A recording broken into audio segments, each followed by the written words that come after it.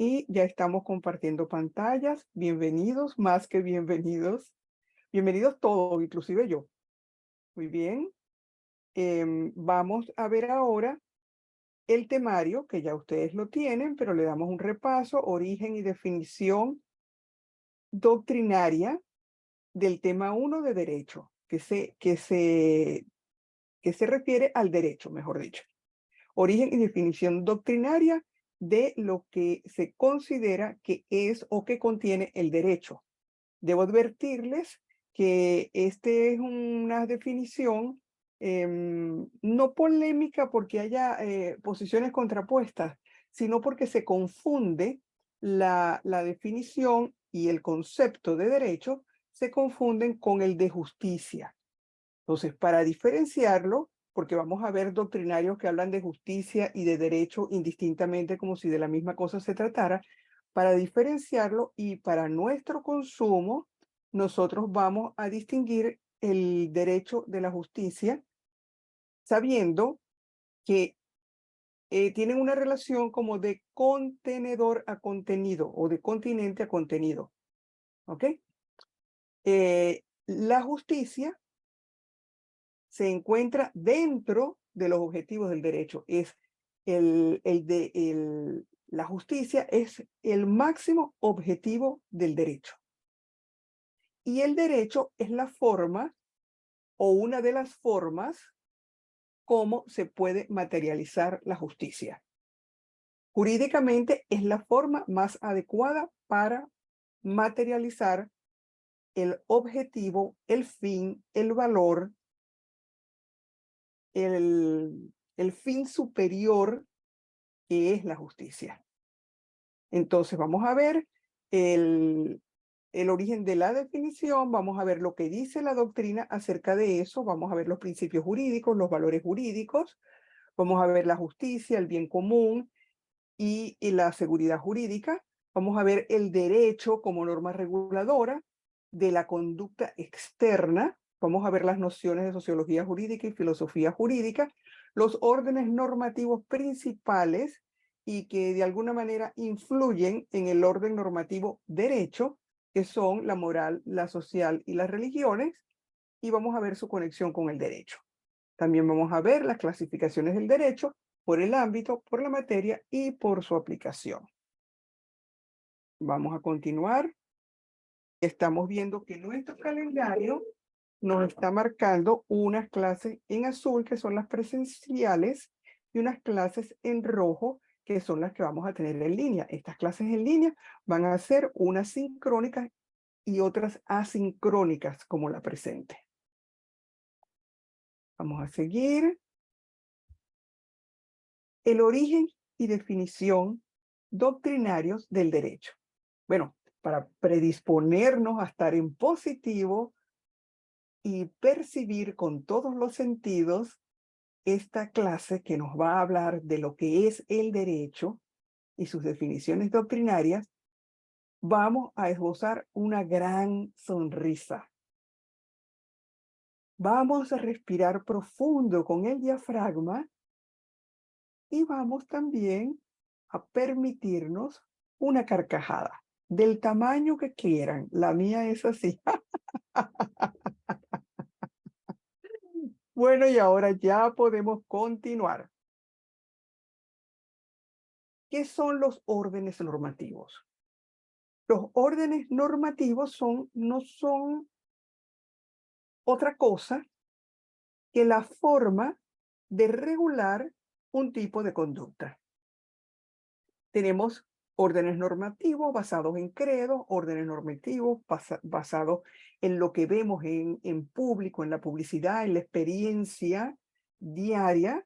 Tenemos órdenes normativos singulares, tenemos órdenes normativos plurales, unos basados en las normas sociales, otros basados en las normas morales, otros basados en las religiones, y tenemos un orden normativo central para nuestro conocimiento, para nuestra disciplina, que es el orden normativo jurídico, donde se inserta el derecho o que está insertado en el derecho dependiendo de la corriente doctrinaria que se siga. Los órdenes normativos son grupos de reglas que establecen pautas de comportamiento para asegurar que las personas puedan convivir en sociedad en un momento y en un lugar determinado. ¿Por qué decimos en un momento y en un lugar determinado? Bueno, porque no son las mismas normas, no son las mismas reglas de comportamiento las que rigen en Venezuela que las que rigen en Afganistán, por ejemplo. O para ponerlo más cerquita, en Estados Unidos o en Europa. Entonces, por eso siempre hablamos de un momento y un lugar determinado. ¿Por qué nos referimos al lugar determinado? Por lo que ya dije. ¿Y por qué nos referimos al momento determinado? Bueno, porque no es lo mismo lo que se considera un orden normativo hoy en el siglo XXI que lo que se consideraba un orden normativo en el siglo IV antes de Cristo o en el siglo XVIII después de Cristo. Entonces tenemos que estar pendientes. A los abogados nos corresponde estar muy pendientes del momento que estamos viviendo cuando vamos a hacer un análisis de un orden normativo.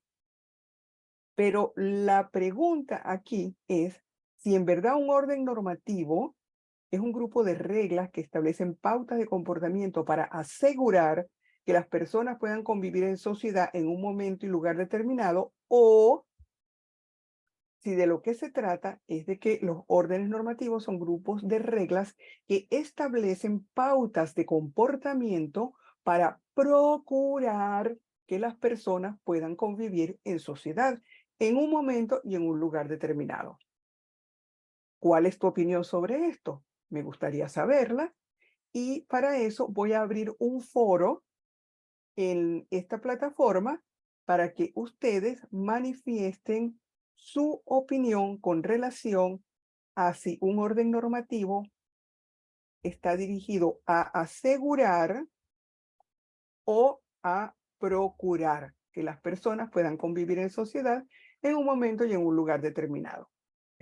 El derecho, querramos o no, y aunque algunos juristas lo nieguen, está informado por la moral, por los convencionalismos sociales y por las religiones. Y a lo largo de la materia lo vamos a ir viendo. Vamos a ver cómo muchas normas jurídicas fueron primero normas morales. Entonces tenemos el primer concepto. El primer concepto que se conoce de derecho es el concepto de Ulpiano. Ulpiano, siglo V-VI antes de Cristo, nos decía que el derecho es la constante y perpetua voluntad de dar a cada quien lo suyo. ¿Y cómo se ejercía esa voluntad de dar a cada quien lo suyo? A través de ser honesto permanentemente, de practicar la igualdad entre los seres humanos y no hacer daño. Así lo pronunció Ulpiano. A partir de Ulpiano, tenemos entonces diferentes concepciones, o como decir, diferentes versiones de la misma canción. Porque, por ejemplo, Aristóteles, posterior a Ulpiano, porque es del siglo IV antes de Cristo, nos plantea también un concepto de derecho o de justicia, porque él trata derecho y justicia en ocasiones como si fuera lo mismo, muy parecido al de Ulpiano. Ya lo vamos a ver más adelante. Pero tiene una pequeña diferencia, por eso no me quiero adelantar.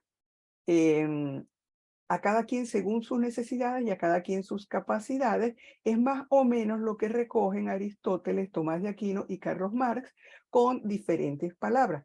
Diferentes palabras que, aunque no tienen un abismo conceptual entre ellas, pueden tener un significado cercano a la igualdad o más cercano a la equidad.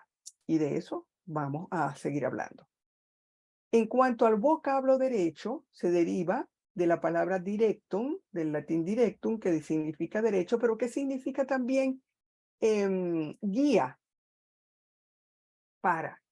Entonces, diríamos que el derecho es la guía para alcanzar la justicia y la certeza jurídica a través de normas que establecen derechos, deberes y sanciones.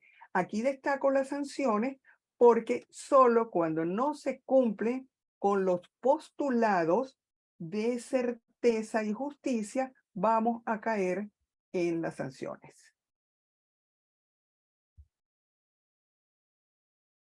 Volvemos con Ulpiano porque Ulpiano se extiende un poquito y es bastante curiosa su forma de ver el derecho en el siglo V o VI antes de Cristo, y es así como lo siguen viendo muchos juristas actualmente y algunos y muchos abogados también. Yo, por ejemplo, comparto la vigencia de este concepto. El derecho es la constante y perpetua voluntad de dar a cada quien lo suyo. Lo que él nos dice es para qué, y es para obtener el objetivo justicia. ¿Ok? Él nos decía entonces que el derecho es igual a las leyes, que las leyes son iguales a derecho, deberes y sanciones, basándose en que el derecho se sostiene sobre un trípode que tiene en una de sus patas la igualdad, en la otra la honestidad y en la otra el no hacer daño a nadie. Si se cumple con estos tres preceptos, las leyes no serían necesarias. Por su parte, Santo Tomás de Aquino nos dice que el derecho de vida deriva de un orden divino que obliga a dar a cada quien lo suyo. Fíjense nuevamente, dar a cada quien lo suyo. Pero mientras que Ulpiano promulga la idea de dar a cada quien lo suyo desde el punto de vista jurídico, Santo Tomás de Aquino lo promulga desde un punto de vista divino. Él nos dice que el derecho se deriva de un orden divino que se encuentra implícito en la naturaleza, por lo que todo derecho positivizado no es más que una herencia del derecho natural. Y así tenemos que él nos ve al derecho como venido de la divinidad, a la que le tenemos obediencia porque parte de un Dios. Volvemos con Aristóteles, porque además él nos dice que el derecho es la medida de lo que se parte entre muchos. Ojo, es la medida de lo que se parte entre muchos. Seguimos dándole a cada quien lo suyo, pero con una medida que tiene que ver con lo que se parte entre muchos. No, pero no solamente con lo que se parte entre muchos, sino que además es la atribución a cada uno de lo que le corresponde por sus condiciones. Y entonces esto nos da una idea un poco diferente a la de Ulpiano, con la cual yo también estoy de acuerdo. Y ustedes dirán, bueno, ¿está de acuerdo con todo? Sí, porque todos tienen algo de razón. Ulpiano, el primero que dibujó un concepto de derecho, lo hizo bajo la premisa de dar a cada cual lo suyo, pero no ahondó en qué es lo suyo. Aristóteles, 2 siglos más tarde, o 1 siglo y medio, antes de Cristo, él nos da otro parámetro. Uno, la medida de lo que se parte entre muchos. Y dos, la atribución a cada uno de lo que le corresponde por sus condiciones. Y ya nos va bajando un poco del concepto de igualdad que manejaron Ulpiano y Santo Tomás de Aquino. Aunque Santo Tomás de Aquino es muy posterior a Aristóteles. Ya lo veremos, Santo Tomás de Aquino está en el siglo XIII. Pero muy parecido al concepto de Aristóteles está el concepto de Carlos Marx, que es un economista y filósofo, inserto en lo que se ha llamado el socialismo utópico, y él nos dice que el derecho como justicia es dar a cada quien lo suyo, pero según sus necesidades y según sus capacidades, lo cual a mí me gusta decir que se parece a lo que corresponde por sus condiciones. sus condiciones de necesidad y sus condiciones de capacidad. Y aquí debemos detenernos un poco para ver cuál es la diferencia entre igualdad y equidad. Y a mí esta lámina me pareció proverbial. Igualdad es darle a cada quien lo suyo o darle a cada quien lo que le corresponde sin saber qué es lo que le corresponde y qué es lo suyo, y por lo tanto le doy a cada quien algo igual. Mientras que la equidad es darle a cada quien lo que le corresponde según sus condiciones o según sus necesidades y sus capacidades. Por ejemplo, la necesidad de este señor es menor que la capacidad de la señora y la niña, porque que las necesidades de la señora y la niña, porque él tiene una capacidad que le viene dada por su mayor altura. Entonces, si lo que queremos es que los tres puedan alcanzar las frutas de esta rama, no le podemos dar a cada uno por igual, porque solamente él alcanzaría las frutas de las ramas, y eso como que no es tan igual. Entonces, ya creo que con esta lámina tenemos una claridad conceptual acerca de los conceptos de igualdad y de equidad. Y vamos a volver sobre eso más adelante. Ahora vamos a ver qué es el derecho, porque hasta ahora nos han dicho como que qué es lo que hace el derecho o para qué sirve el derecho. ¿Ok? Pero vamos a ver en la doctrina más moderna qué es lo que se dice que es el derecho. Y ahora continuemos con Jeremy Bentham, otro filósofo, esta vez del siglo XVIII-XIX. Él nos dice que el derecho se reduce a regular las acciones externas de los hombres y a hacer posible la coexistencia de las personas en la sociedad. Y ahí volvemos con el tema del derecho que les nombré hace rato como hecho social. Hans Kelsen, considerado uno de los más grandes juristas de los siglos XIX y XX, sobre todo del XX, caramba, con todo mi respeto, le debemos a él una gran obra, La pirámide de Kelsen, que la vamos a ver más adelante en este mismo módulo.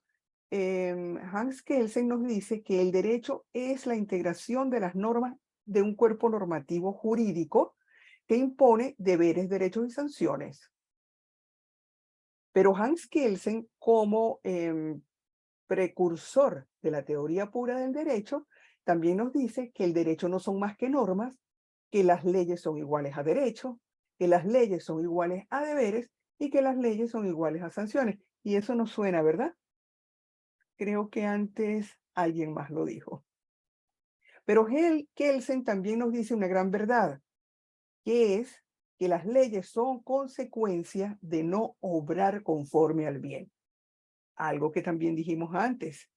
Y es que si todos actuáramos correctamente, si todos actuáramos correctamente en términos de que la sociedad pueda vivir en paz, en términos de alcanzar el bien común, la paz social y la justicia, no hiciera falta el derecho.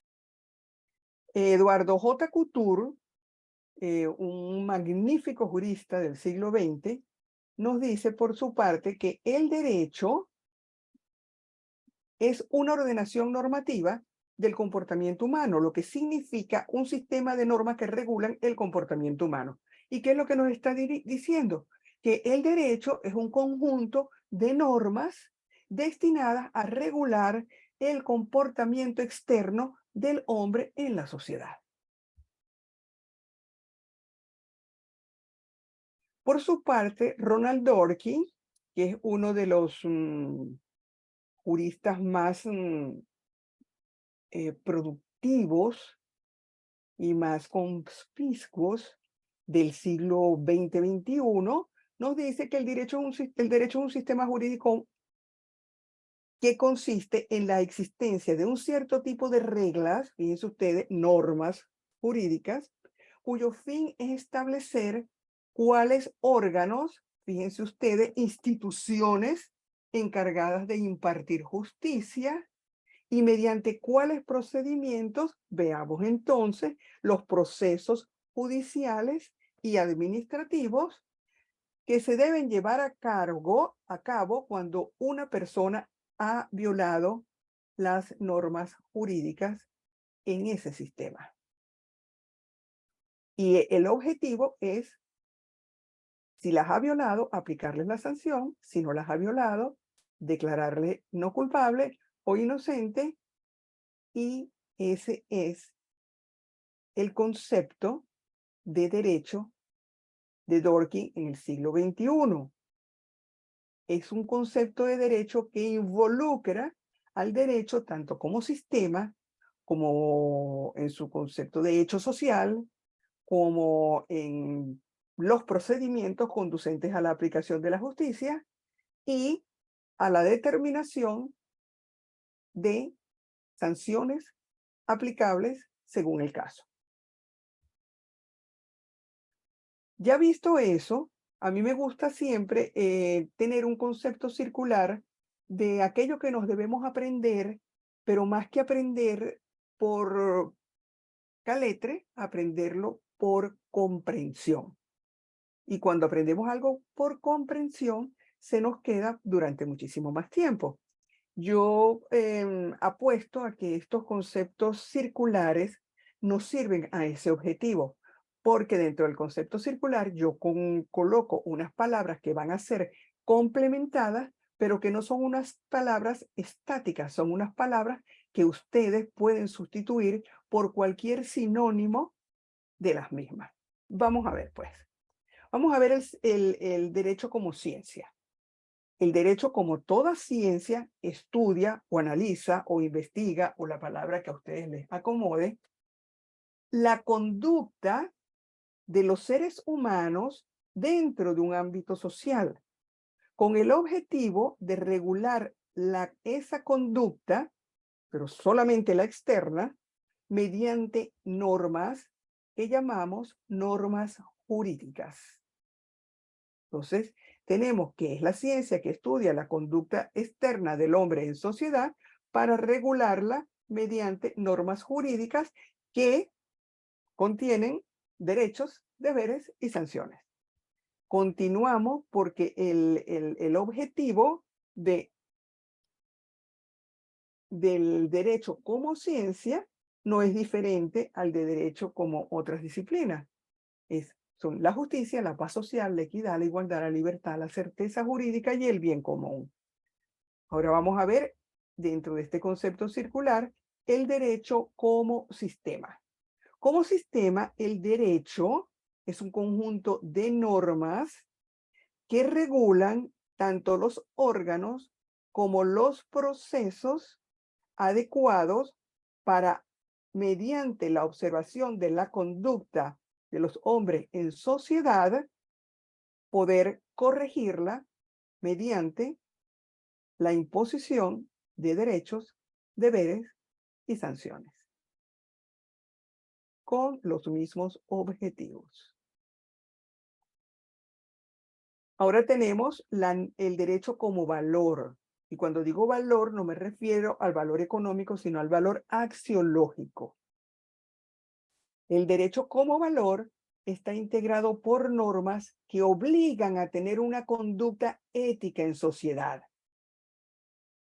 Si se dan cuenta, aquí salimos de los deberes, derechos y sanciones, aunque sabemos que están contenidos en las normas, pero es que lo que pretendemos con el derecho como valor, o como diría Santo Tomás de Aquino, como derecho natural, es que esas normas que nos obligan a tener una conducta ética en sociedad se cumplan sin necesidad de que nos fuercen a ello.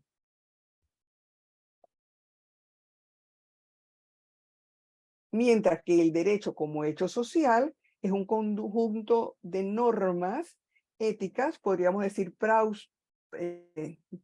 pautas, preceptos, que de un alto contenido ético que establecen deberes, derechos y sanciones para ordenar la conducta externa de los seres humanos en las sociedades en un momento y en un lugar determinado, con el objetivo de alcanzar la justicia, el bien común y la certeza jurídica.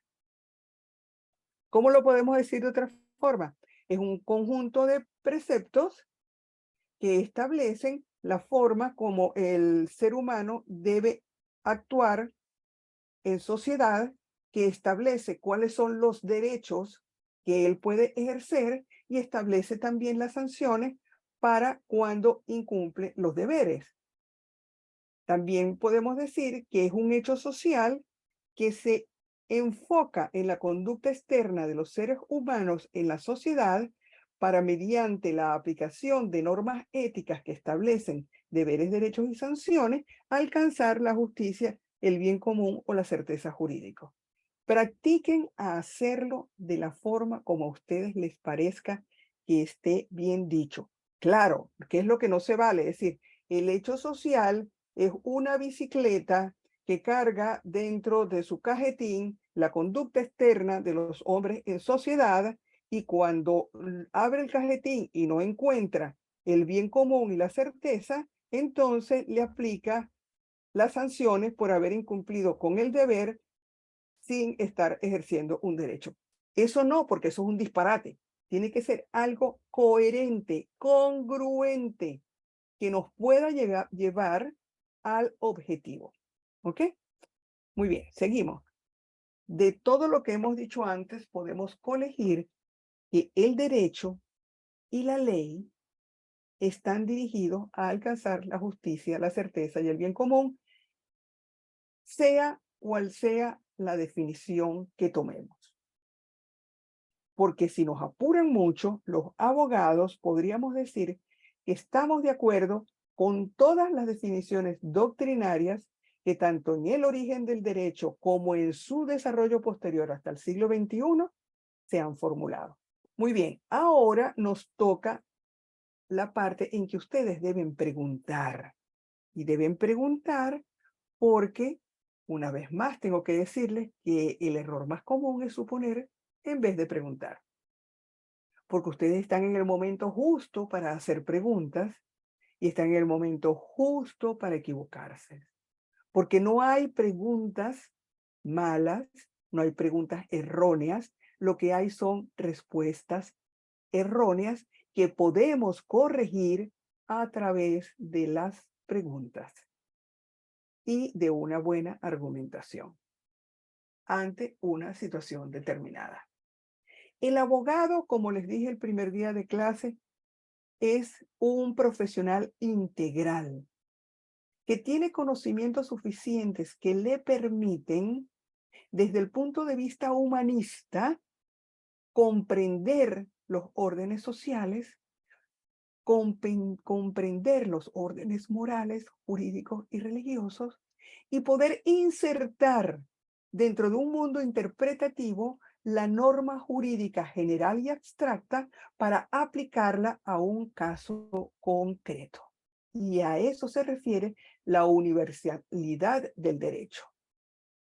La universalidad del derecho está implícita en que todos los abogados en todos los órdenes normativos de los diferentes países del mundo tienen que hacer como mínimo este ejercicio. Por eso cuando a mí me dicen, no, que yo no voy a estudiar derecho, porque imagínate, el derecho es local y solamente lo puedes ejercer en el país donde lo estudian, yo les digo, pues eso no es verdad. Un buen abogado en cualquier país del mundo será un buen gerente, será un buen operador, porque quien puede operar el sistema de justicia puede operar cualquier otro sistema. Lo que necesita es ubicarse en el contexto adecuado. Y ahí me estoy refiriendo a que un buen abogado en otro país puede trabajar de cualquier otra cosa que no sea el oficio o la profesión de abogado. Pero también puede trabajar como abogado. ¿Por qué? Porque solamente tiene que revalidar las materias que le lleven a tener el bagaje, el conocimiento y la información de las normas diferenciadas que existen en ese otro país con respecto al país en el cual estudió la carrera. Pero hay casos, por ejemplo, como el caso de Estados Unidos, donde el derecho no es una carrera profesional, es un posgrado. Y entonces, lo que mucha gente tiene conocimiento aquí es de que para poder ejercer el derecho en Estados Unidos, aun cuando seas abogado en otro país, tienes que estudiar 4 años. Sí, tienes que estudiar 4 años. Como también cualquier estadounidense que quiera ser abogado, tiene que estudiar 4 años de posgrado después que ha obtenido una licenciatura o una profesión universitaria. Me explico en pocas palabras. Para poder estudiar derecho en Estados Unidos, debe ser un profesional universitario, porque el derecho se considera implícitamente un posgrado. Y entonces sí, son 4 años, pero son 4 años para ti, para mí y para el que vive y es ciudadano de Estados Unidos también. Entonces, no es porque el derecho sea local que tú no puedes ejercer el derecho en Estados Unidos si no estudias derecho en Estados Unidos. Es porque es un posgrado. Y la ventaja que te da ser abogado en otro país es que Estados Unidos te reconoce la carrera de abogado que estudiaste en tu país como primera carrera y puedes entrar directamente en el posgrado. Bueno, dejemos esto y volvamos a el concepto de derecho. Aquí vamos a ver algo que es sumamente simpático. A mí me parece sumamente agradable además, que es la clasificación del derecho por el ámbito espacial y por el ámbito temporal que ocupa. Ya explicamos que espacial se refiere a geografía y temporal se refiere a momento. Y vamos a decir que el derecho se divide en objetivo y subjetivo. El derecho objetivo es el que aplica a todo un orden normativo en un país determinado, mientras que el derecho subjetivo es el que aplica a un sujeto, a una persona natural o jurídica en ese mismo ámbito de derecho objetivo. También vamos a ver que el derecho se divide en vigente o en derecho derogado. Y aquí estamos ubicándonos en el momento. Es vigente el que está aplicable en este momento y no es vigente o es derecho derogado el que fue sustituido por otra norma o el que fue eliminado o desfasado mediante derogación o abrogación. ¿Y qué es derogación, Yajairita? Bueno, derogación es cuando derogamos una norma y abrogación cuando derogamos el cuerpo normativo completo. ¿Ok? Entonces, cuando nos hablan de derogación, sabemos que el resto de las normas de ese cuerpo normativo quedaron intactas, excepto las que fueron derogadas. También tenemos el derecho sustantivo y el derecho adjetivo. El derecho sustantivo y el derecho adjetivo se ubican en el ámbito de aplicación procesal o en el ámbito de aplicación cultural. El sustantivo es el que establece las normas que debemos cumplir y yo lo ubico en el ámbito sociocultural. Mientras el adjetivo son las normas de procedimiento que debemos aplicar para determinar si las normas de derecho sustantiva fueron violadas o no. Y en caso afirmativo, la aplicación de las sanciones impuestas o establecidas. Derecho eficaz y derecho ineficaz. El derecho eficaz es ese derecho que siempre se tiene que cumplir, siempre se puede hacer cumplir, siempre está en la obligación de los ciudadanos cumplirlos. El derecho ineficaz es un derecho que no está, que el ciudadano está obligado a cumplirlo desde el punto de vista del derecho natural o desde la moral, de las normas jurídicas, de las normas sociales, de las normas religiosas, pero puede dejar de cumplirlo y no pasa nada. Por ejemplo, un derecho ineficaz es la norma que establece que tienes que presentar al niño cuando nace dentro de los 10 días siguientes. Si no lo haces dentro de ese lapso, no pasa nada. Lo vas a presentar dentro de 30 días. Y ni siquiera hay jurídicamente establecida una amonestación. Seguramente que el funcionario te va a regañar, pero te va a regañar de hecho, no de derecho. Después tenemos la clasificación del derecho en derecho público y derecho privado.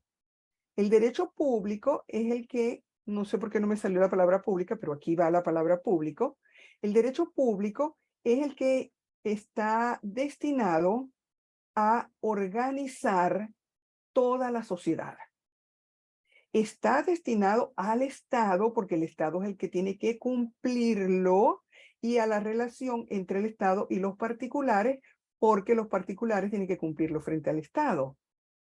Es irrenunciable, es indisponible por las partes y es imperativo. ¿Por qué tengo aquí un asterisco?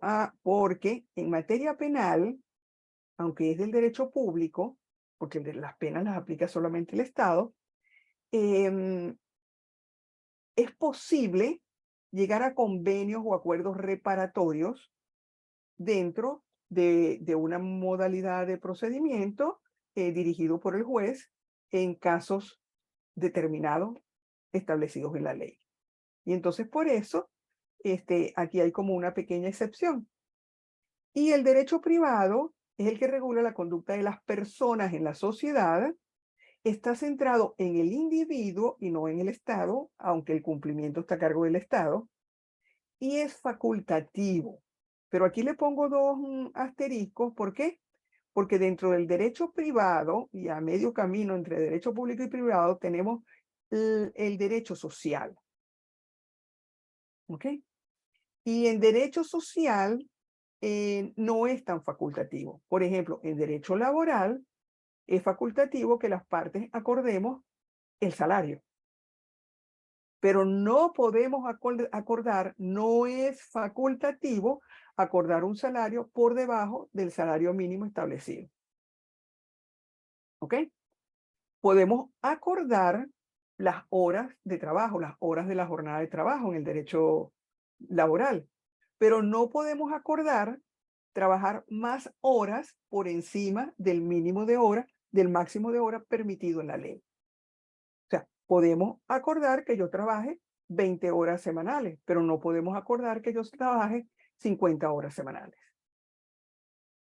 Y también podría ser negociable en algunos ámbitos, sobre todo en el ámbito contractual.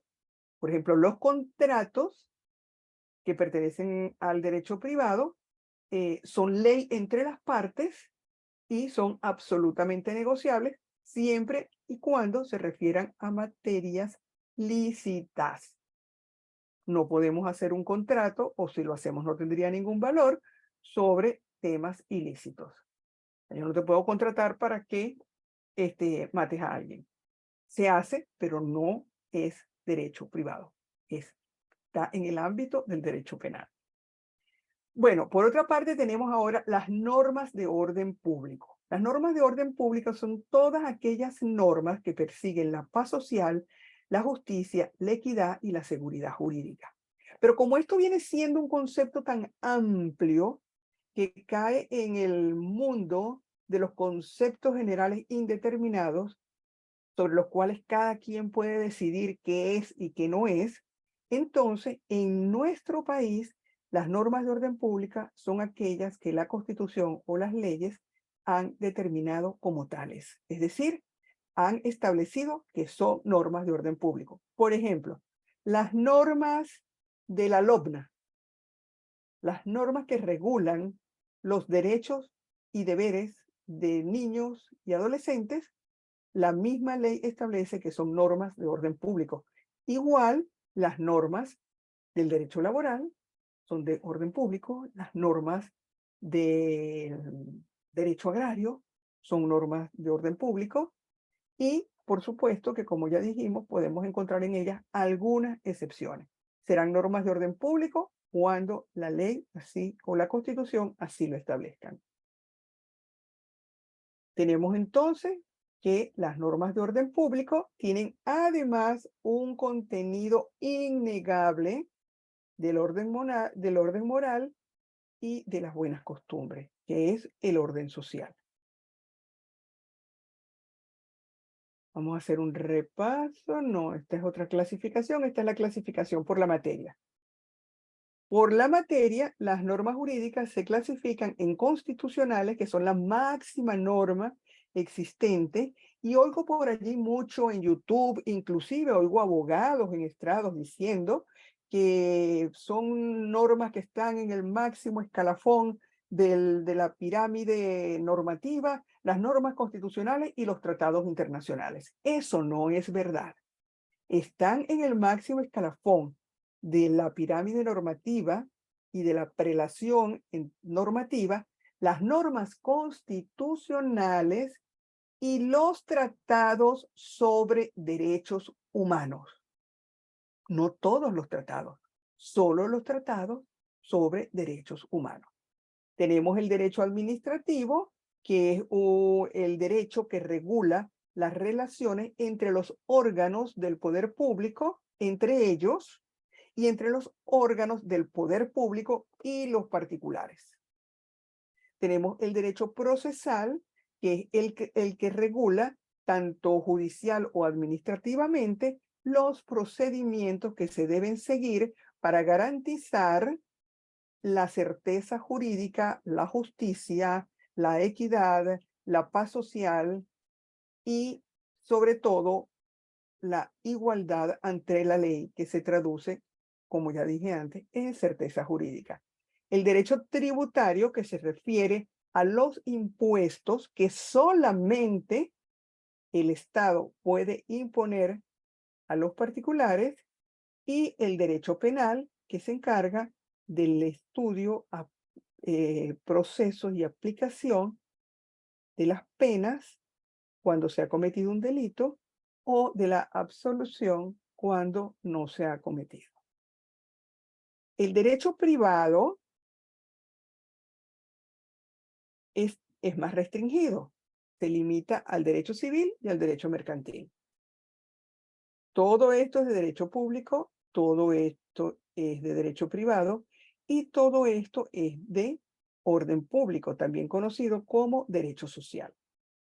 En materia civil, todo lo que son el régimen de las personas, quiénes, cómo y por qué somos personas, de la familia, de las sucesiones, de los contratos, de las obligaciones, todo ese mundo está implícito en el derecho civil.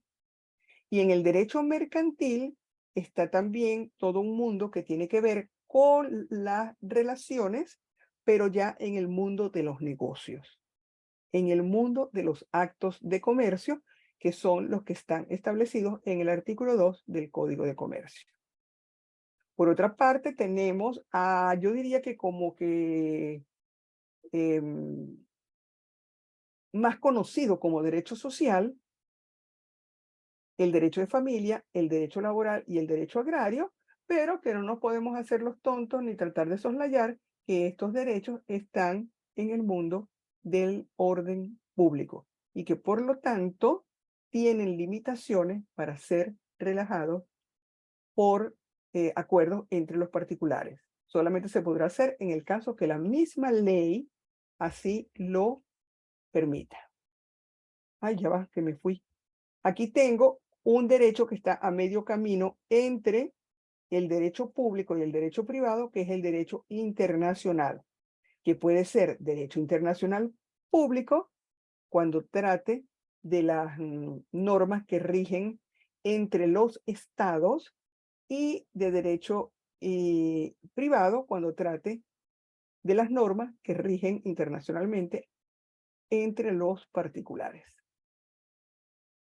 Aquí tenemos, esta es la famosa pirámide de Kelsen, lo que por mi parte yo más le agradezco a Kelsen, casi nunca estoy de acuerdo con él en algunas cosas, pero en la pirámide, aunque hay juristas modernos que la consideran obsoleta, a mí me parece que como mínimo es una magnífica herramienta para comprender el ordenamiento jurídico general.